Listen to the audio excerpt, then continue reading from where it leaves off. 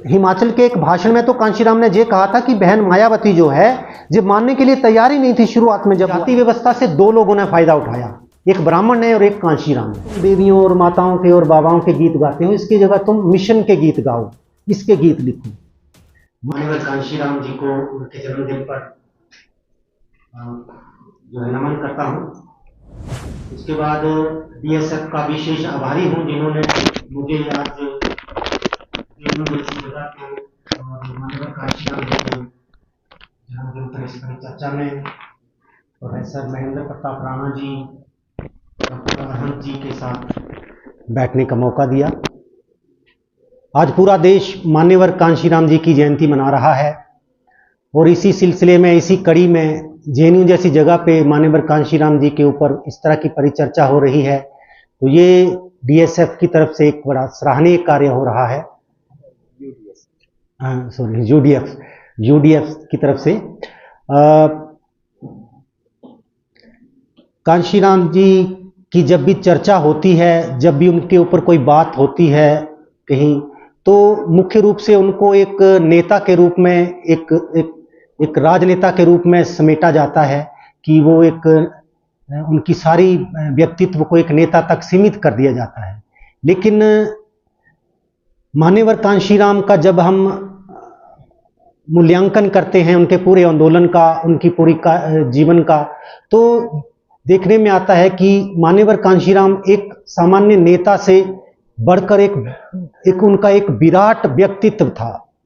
एक जो बहुजन महापुरुषों का जो आंदोलन है, जो पिछले 2500 सालों से चला आ रहा आंदोलन है, हमारे सुबह के सेशन में काजल सर ने जो बताया कि वो जो भगवान बुद्ध से शुरू होता है और मध्यकालीन समय में जो आंदोलन हमारे सदगुरु रविदास और सदगुरु कबीर नामदेव जी चलाते हैं, और आधुनिक काल में जिस आंदोलन को ज्योतिबा फुले, रामास्वामी पेरियार, नारायण गुरु और बाबा साहब डॉक्टर अम्बेडकर चलाते हैं, ये जो हजारों सालों का आंदोलन है, मान्यवर कांशीराम उस आंदोलन को अपने समय में, अपने युग में नेतृत्व प्रदान करने वाले एक युग पुरुष थे।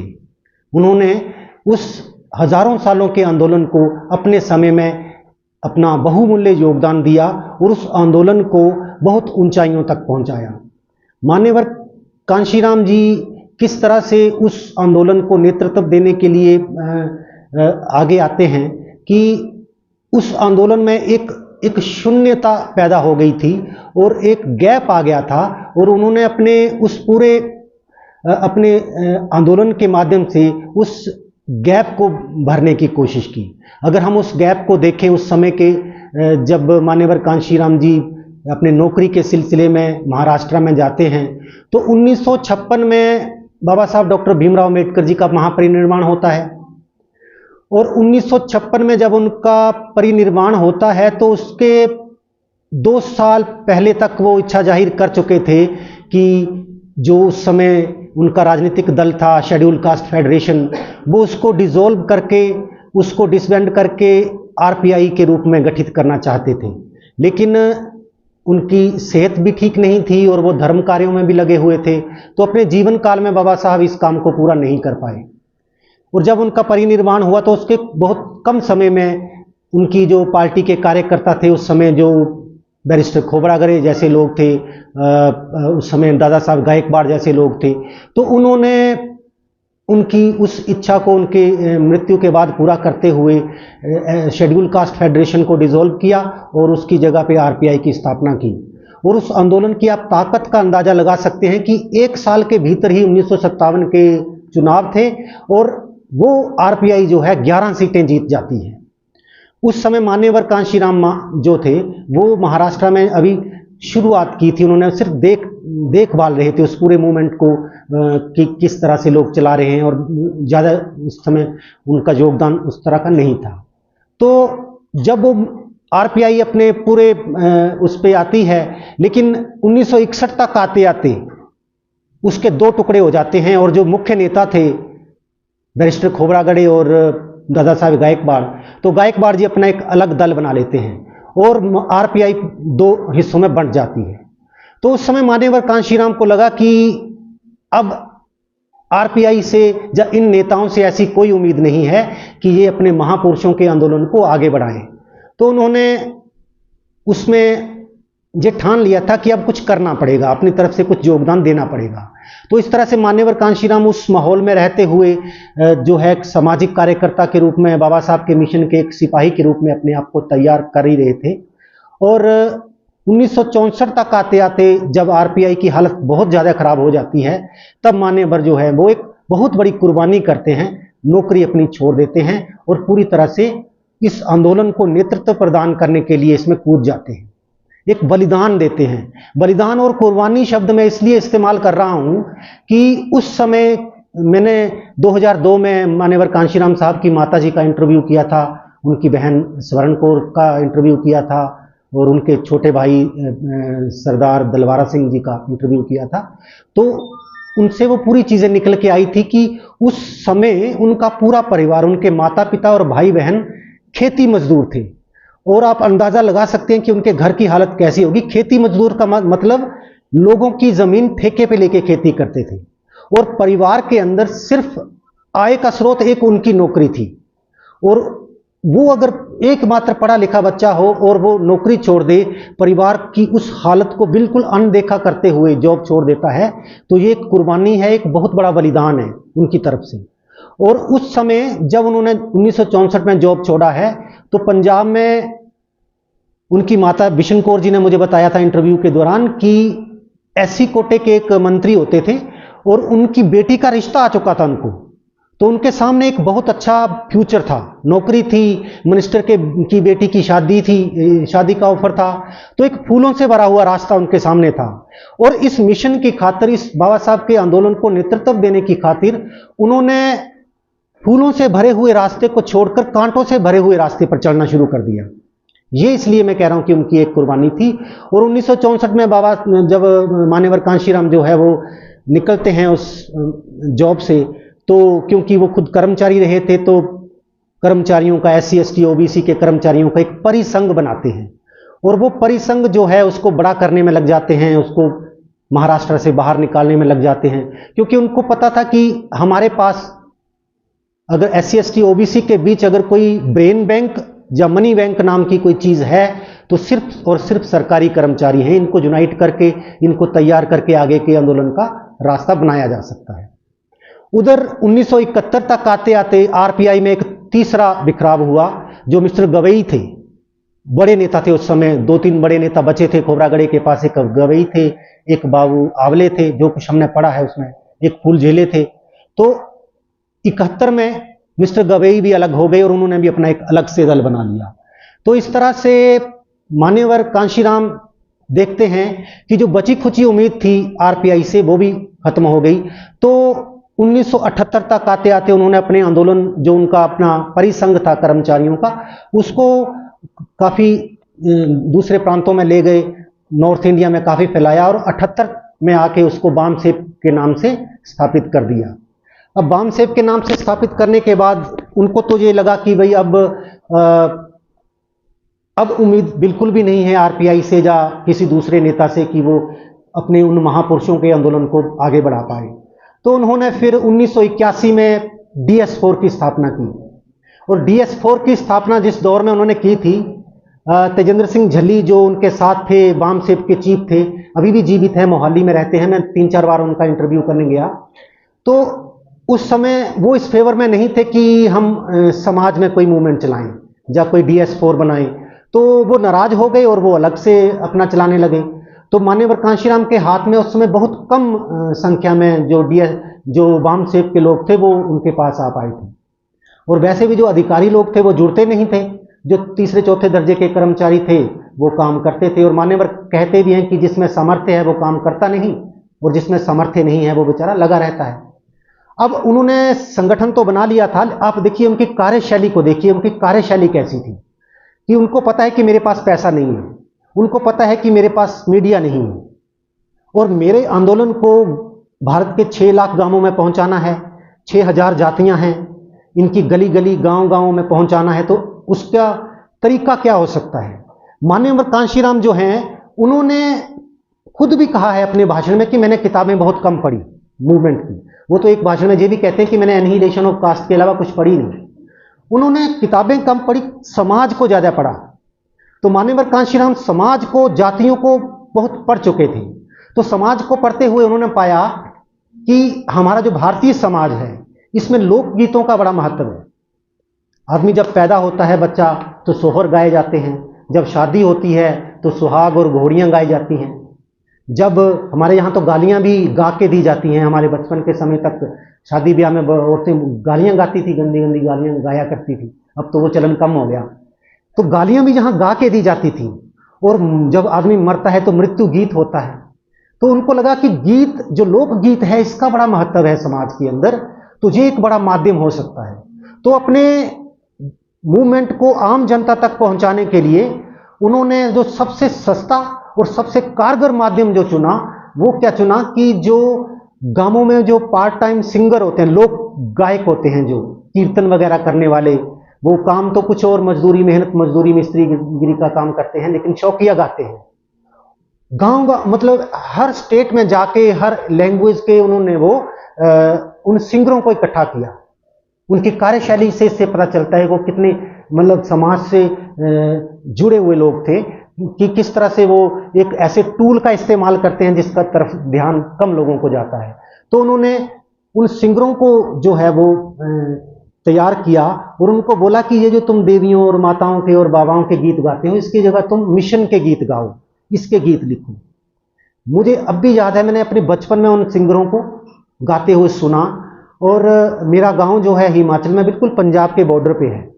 तो पंजाब से आया करते थे और सारा दिन वो लोग काम करते थे, मेहनत मजदूरी करते थे, और शाम को वो 9 बजे के करीब बस्तियों में आ जाते थे। छोटे छोटे म्यूजिक इंस्ट्रूमेंट होते थे, तुम्बी होती थी उनके पास, एक तारा जिसको बोलते हैं, और डफली होती थी और ढोलक होता था, और साइकिलों पे लाद के वो आ जाते थे। और वो जानबूझ के रात के 9 बजे आते थे, क्योंकि खुद भी कमाना खाना होता था। और जो लोग गरीब लोग होते थे बस्तियों में, वो मेहनत मजदूरी करने वाले होते थे, अपनी दिहाड़ी मजदूरी से 6 बजे आ जाते थे, 8 बजे खाना खा के खाली हो जाते थे, तो 9 बजे वो अपना शुरू कर देते थे। और वह तरीका इतना कारगर था उनका कि मैंने अपने बचपन में जो उन फोक सिंगरों से जो गीत सुने हैं, उनके मुखड़े मुझे आज तक याद है। मतलब जो एक बार उसको अटेंड कर लेता था, अभी पहले सेशन में जब चर्चा हो रही थी, प्रोफेसर साहब कह रहे थे कि जंगल की आग की तरह आंदोलन फैला। जंगल की आग की तरह आंदोलन प्रोफेसर साहब बता रहे थे फैला, तो इसलिए फैला कि उन्होंने जो टूल इस्तेमाल किया पहला ही, वो टूल ऐसा कारगर था कि लोकगीत जो मैं खुद सुन चुका हूं बचपन में अपने, कि जैसे फॉर एग्जांपल गीत लिखा है उन्होंने, जो गीत गाते थे, एक बच्चे का पेन लिखा है, एक दलित बच्चे का दर्द लिखा है, और दलित बच्चा अपने माँ बाप से पूछता है, गीत में तुक्कों में बना रखा है उसमें, दलित बच्चा पूछता है कि हम स्कूल में नंगे पैर क्यों जाते हैं और बाकी अच्छे अच्छे बूट पहन के क्यों आते हैं? हम स्कूल में जब जाते हैं तो हमारे पास गर्म कपड़े क्यों नहीं होते, बाकियों के पास अच्छे अच्छे गर्म कपड़े क्यों होते हैं, और हम सारा दिन ठिठुरते क्यों रह जाते हैं? लोगों के घर इतने बड़े बड़े होते हैं तो हमारी झोंपड़ियां क्यों होती हैं? ये इस तरह के सवाल जो बच्चे के मन में आते हैं, एक गरीब बच्चे के मन में, जब वो देखता है स्कूल के अंदर, जब वो देखता है कि दूसरे के टिफिन में क्या है और मेरे टिफिन में लाल मिर्च है सिर्फ, तो उसके सवाल में मन में आता है ना कि दूसरे के टिफिन में चिकन है।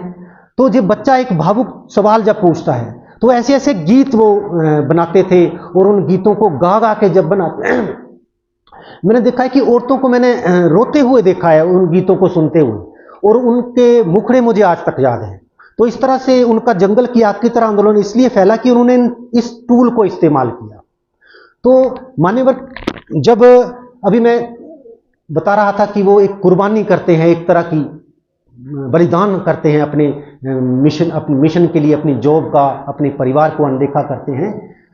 तो जब 1981 के बाद जब उनको बहुजन समाज पार्टी का गठन करना था, तो इससे पहले उन्होंने पूरे देश में साइकिल रैलियां की, और जो उत्तर की तरफ उनकी साइकिल रैली की गई थी, दिल्ली से जम्मू के लिए गई थी, उसका रूट उन्होंने जो चुना था वो दिल्ली से सोनीपत, पानीपत, अंबाला और चंडीगढ़ और रोपड़ से होते हुए हिमाचल, और हिमाचल से फिर पठानकोट में, और पठानकोट से जम्मू। ये वाला रूट बिल्कुल स्ट्रेट था, शॉर्टकट सीधा रूट था ये, और ये वाला रूट चुना। और इत्तेफाक से इसी रूट पे उनका अपना गांव भी था, जब मैं फील्ड वर्क कर रहा था अपनी किताब के लिए, मान्यवर कांशीराम पे जो मेरी आई थी, तो उस गांव में मैं कई कई बार गया।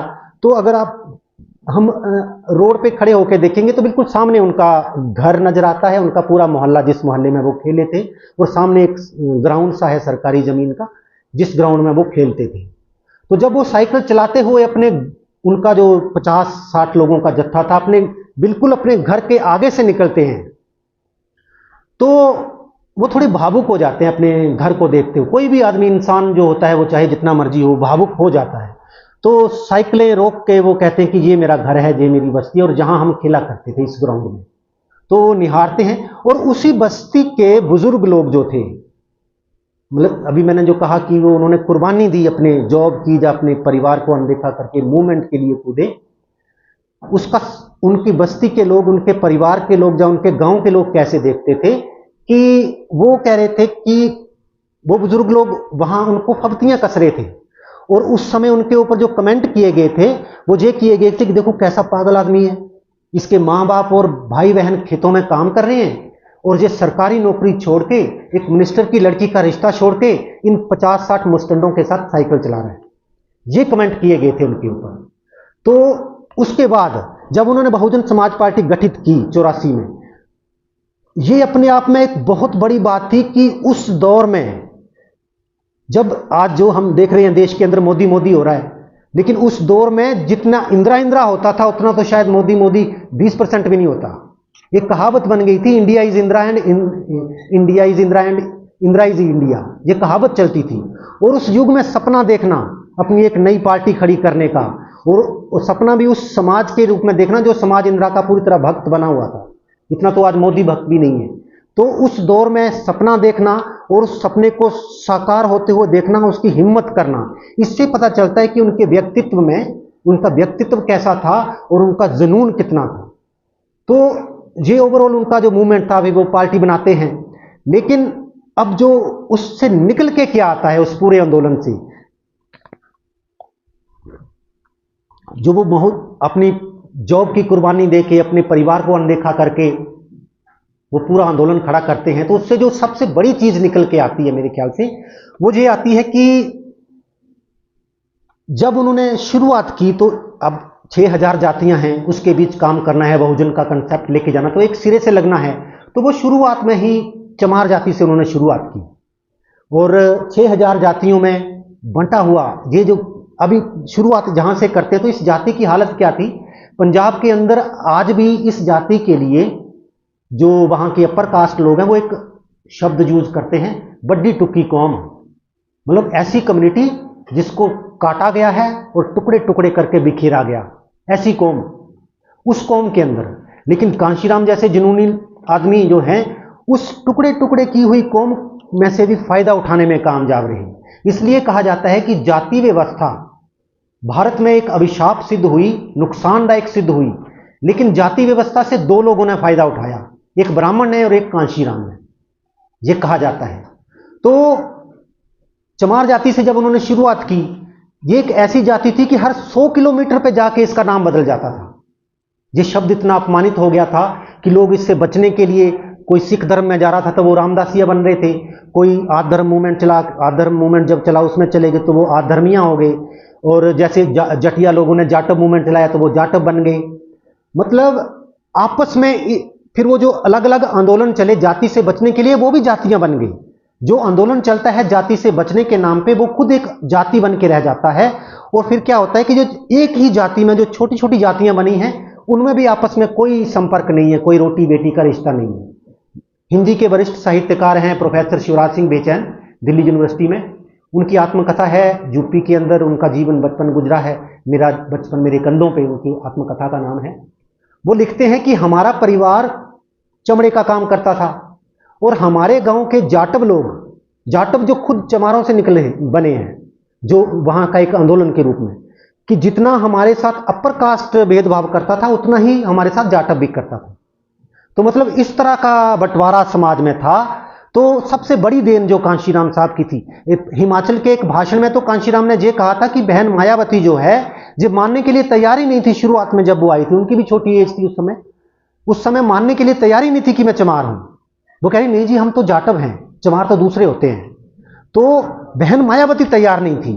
तो मान्यवर का सबसे बड़ी देन है कि फिर उन्होंने इस जाति के बीच एकता पैदा की। उसके बाद फिर जो दूसरी जातियां थी, दलितों की जो दूसरी दलित जातियां थी, उनके बीच एकता पैदा की।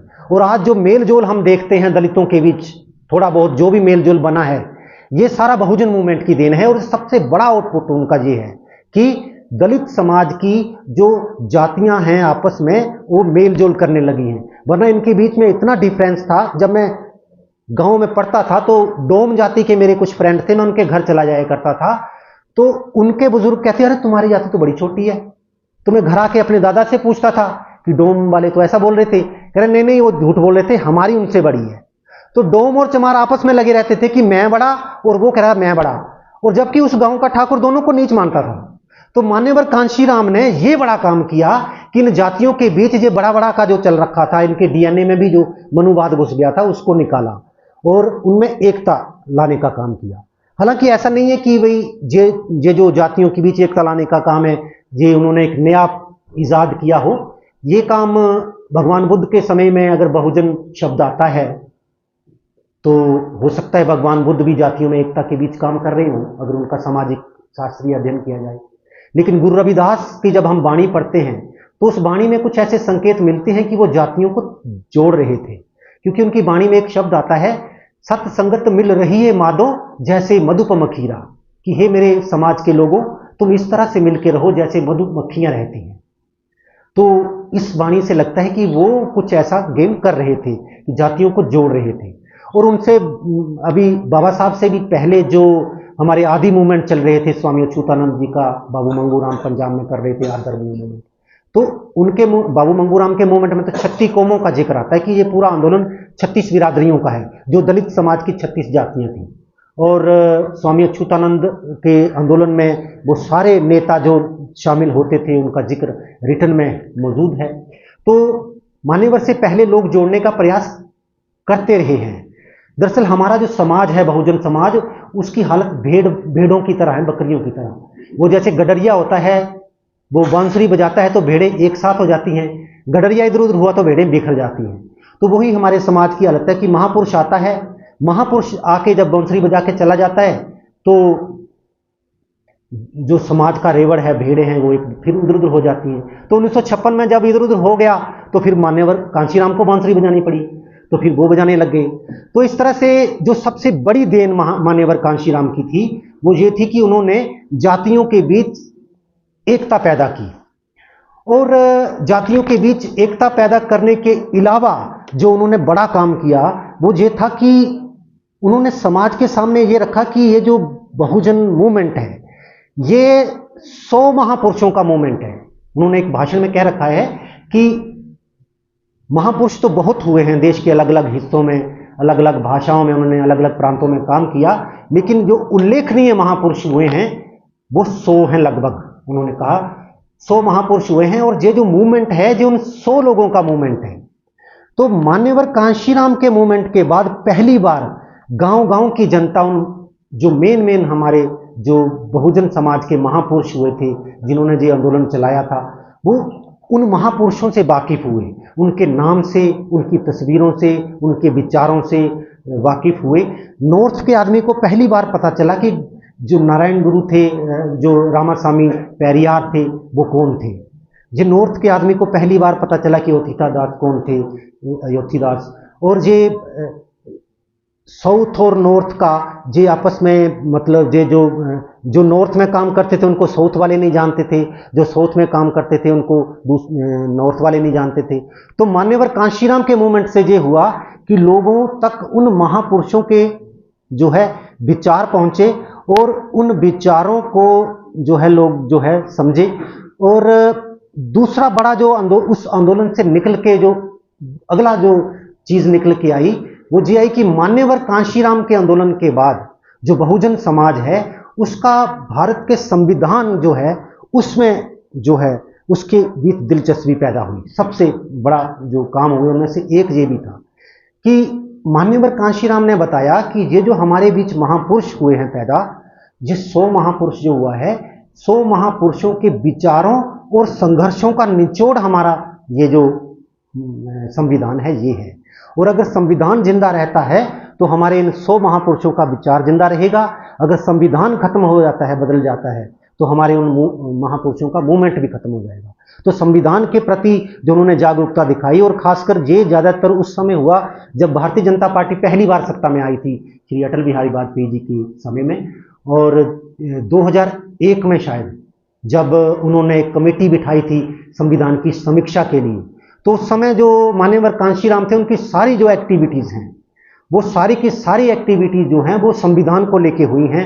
और सारे ज्यादातर भाषण उन्होंने संविधान को लेके दिए हैं कि भारत के जो संविधान था उसके लिए लोगों को जागरूक किया। उसके लिए उन्होंने संविधान मेले तक आयोजित किए और गांव गांव तक ये बात उन्होंने पहुंचाई। तो इस तरह से जो दूसरा मतलब निकल के आता है उनका जो, वो ये है कि भाई उन्होंने संविधान के प्रति जागरूकता पैदा की। मान्यवर कांशीराम की जब चर्चा होती है तो उनको सिर्फ नेता के रूप में, कई बार सिर्फ एक राजनीतिक व्यक्ति के रूप में इसलिए समेट दिया जाता है कि उन्होंने ज्यादा जोर अपने बहुजन समाज पार्टी के ऊपर दिया। और उन्होंने कहा कि ये जो राज सत्ता है ये मास्टर की है। जो हमारी समस्याएं हैं, जो हमारी सामाजिक समस्याएं हैं, हमारी जो धार्मिक समस्याएं हैं, जो हमारी आर्थिक समस्याएं हैं, जो हमारी जो भी समस्याएं हैं, उन सब समस्याओं के ताले अगर किसी चाबी से खुलेंगे तो वो सिर्फ राज सत्ता है। उन्होंने ये मास्टर की का इसको नाम दिया। तो ये जो उन्होंने राजनीति पे ज्यादा जोर इसलिए दिया, वो कहते थे कि जो समाज राजनीति से जितने ज्यादा दूर होते हैं वो उतने ही गरीब, पीड़ित और बेचारे किस्म के बन जाते हैं। और जो समाज राजनीति के जितने नजदीक होते हैं वो समाज उतने ही एडवांस होते हैं, आर्थिक रूप से सक्षम होते हैं। वो उनके अंदर शासक बनने की वो जो है वो इच्छा शक्ति पैदा होती है। तो मान्यवर कांशीराम जी के आंदोलन से ये जो उन्होंने मास्टर की का जो दिया, वो जहां तक कहते थे कि जो धार्मिक हमारा धर्म जो है, हमारा छिना हुआ धर्म है, और अगर हमारा धर्म भी आगे बढ़ेगा तो तभी बढ़ पाएगा जब हम राज सत्ता पे काबिज होंगे। और यही वजह है कि बाबा साहब की विचार को लेकर चले, बाबा साहब की तस्वीर को लेकर चले, लेकिन बाबा साहब ने जो धर्म दिया था अंतिम समय तक उसको अडॉप्ट नहीं किया। हमेशा यही कहते रहे जब हम शासक बनेंगे तब हम सम्राट अशोक के समय का भारत लाएंगे, और जैसे सम्राट अशोक ने किया था वैसे हम बोध में कर देंगे। लेकिन कभी भी उसको अपनाया नहीं। वो इसलिए नहीं अपनाया कि शायद क्योंकि उनका परिवार जो था वो एक रामदासिया सिख फैमिली थी। और गुरु गोविंद सिंह अपनी वाणी में एक जगह लिखते हैं कि राज बिना ना धर्म चले है। उनकी वाणी में ये पंक्ति आती है कि धर्म हमारा तभी चल सकता है जब हमारा अपना राज होगा। अगर हमारा अपना राजपाट नहीं है, हमारा धर्म कभी नहीं चल सकता। उसके अलावा महाराष्ट्र में रहते हुए उन्होंने बौद्ध धर्म का अध्ययन भी किया था। तो उन्होंने देखा ही था कि बुद्ध स्वयं कह रहे हैं कि मेरे समय में 62 किस्म के जो संप्रदाय जो हैं उस समय चल रहे थे। और अगर बुद्ध का ही आगे बढ़ा तो इसकी वजह यह भी थी कि बुद्ध एक राजपुत्र थे। फिलोसफी तो सबकी अपनी अपनी थी और अपनी अपनी जगह सारे ही अच्छे थे। बुद्ध भी अच्छे थे, उस समय मखली गोसाल भी बहुत अच्छे थे, उनका आजीवक धर्म भी बहुत अच्छा था, या दूसरे जो धर्म थे वो भी बहुत अच्छे थे। लेकिन बुद्ध का आगे इसलिए बढ़ा क्योंकि वो राजपुत्र थे। अब राजा के बेटा की बात हर कोई सुनना चाहेगा, तो उनका इसलिए आगे बढ़ा। और अगर उसके बाद भी, बुद्ध के चले जाने के बाद भी अगर सम्राट अशोक ना मिलते बौद्ध धर्म को, उन्होंने पूरे देश के अंदर 84,000 स्तूप बनाए और पूरे देश के अंदर उसको फैलाया। अगर सम्राट अशोक का आश्रय ना मिलता तो शायद बुद्ध धर्म का उस तरह का स्वरूप निकल के नहीं आता। तो ये बातें मान्यवर को पता थी, तो इसलिए मान्यवर कहा करते थे कि मैं तब तक बौद्ध धर्म नहीं अपनाऊंगा जब तक मैं शासक नहीं बन जाऊंगा। क्योंकि जो शासकों का धर्म होता है उस धर्म को ही सभी लोग अडॉप्ट करते हैं। और हमारी आर्थिक उन्नति का रास्ता भी वो मानते थे कि राजनीति से होके ही गुजरेगा। तो इसलिए वो बार बार कहते थे कि हमें शासक बनना है और हमें आरक्षण लेने वाला नहीं, आरक्षण देने वाला समाज बनना है। तो ये चीजें उनसे निकल के आती हैं। और एक बड़ी चीज जो उनके आंदोलन से हुई इसके अलावा वो ये हुई कि बहुजनों के बीच उन्होंने, एक तो देश के बहुजनों को उन्होंने सत्ता के मुहाने तक पहुंचाया। अभी पहले सेशन में बता रहे थे कि सत्ता भले ही बहन जी भले ही दलित समाज से आती थी, लेकिन 11 मंत्री उस समय जो बने वो 11 के 11 पिछड़े वर्ग के थे। तो पूरे बहुजन समाज को उन्होंने सत्ता के मुहाने तक पहुंचाया और बच्चे बच्चे के अंदर जो है शासक बनने की ललक पैदा की। वरना जो समाज ऐसा था कि जब बच्चा पैदा होता था तो कहते थे कि दलित समाज के बीच कोई बच्चा पैदा होता था तो सीधी नजर जाती थी कि कहीं ढोल बजाने वाले की या कहीं स्वीपर की पोस्ट निकलती थी तो बाप की नजर वहां जाती थी कि कहीं हमारा बच्चा ये बड़ा होकर ये काम कर लेगा। इस तरह छोटे छोटे कामों की तरफ उनका जाता था ध्यान। लेकिन मान्यवर कांशीराम आए कि उन्होंने सीधा छोटे कामों से तीसरे चौथे दर्जे के कर्मचारियों से भी ऊपर उठकर उन्होंने सीधा दलित समाज के बीच, पिछड़े समाज के बीच, पूरे बहुजन समाज के बीच उन्होंने एक शासक बनने की ललक पैदा की और सत्ता के मुहाने तक उनको पहुंचाया। तो ये इस तरह से उनके आंदोलन में जो है वो ये चीजें जो निकल के आती हैं। और दूसरी चीज जो मुझे उनके आंदोलन की सबसे जो न्यारी चीज लगती है वो ये है कि जो उनका कार्यशैली थी, जो उनका काम करने का जो प्रैक्टिकल वे ऑफ वर्किंग था, वो थ्योरेटिकली जैसे जेएनयू में आप बैठे हर चीज किताबों के माध्यम से होती है, तो मान्यवर कि समाज को पढ़ते थे, वो किताबों को नहीं पढ़ते थे। वो तो अपने भाषण में कहते कि मैंने एक किताब पढ़ी, सिर्फ एनिहिलेशन ऑफ कास्ट पढ़ी, मैं उसको पढ़ के थक गया, बस सब कुछ पढ़ लिया मैंने, उसके बाद मैंने पढ़ा ही नहीं। एक जगह तो उन्होंने बाबा साहब के ऊपर टिप्पणी भी की है कि बाबा साहब राजनीति में इसलिए फेल हो गए क्योंकि वो किताबें लिखने में लगे रहे। अगर किताबों की बजाय वो समाज में पढ़ने में लगे रहते तो ज़्यादा है। हालांकि आलोचना भी बहुत हुई उनकी, लेकिन कहने का मतलब कि उनका जो काम करने का तरीका था वो दूसरों से एकदम अलग तरीका था और उस तरीके की वजह से उनका जो आंदोलन था, सुबह के सेशन में प्रोफेसर साहब जो बता रहे थे कि उनका आंदोलन बहुत कम समय में जंगल की आग की तरह फैला, वो इसलिए फैला कि उनका एक व्यक्तित्व था, वो विराट व्यक्तित्व था और वो बहुजन महापुरुषों की उस कड़ी में आता है, युग पुरुष थे वो, और उनके जो काम करने के तरीके थे वो अलग थे, बाकियों से डिफरेंट थे। तो वो सारी चीज़ों को होते हुए उन्होंने अपने इस मूवमेंट को चलाया और बहुजन आंदोलन को बहुत ऊंचाई तक पहुंचा के वो गए हैं। तो इन्हीं शब्दों के साथ आप सभी का बहुत बहुत धन्यवाद। बहुत बहुत शुक्रिया।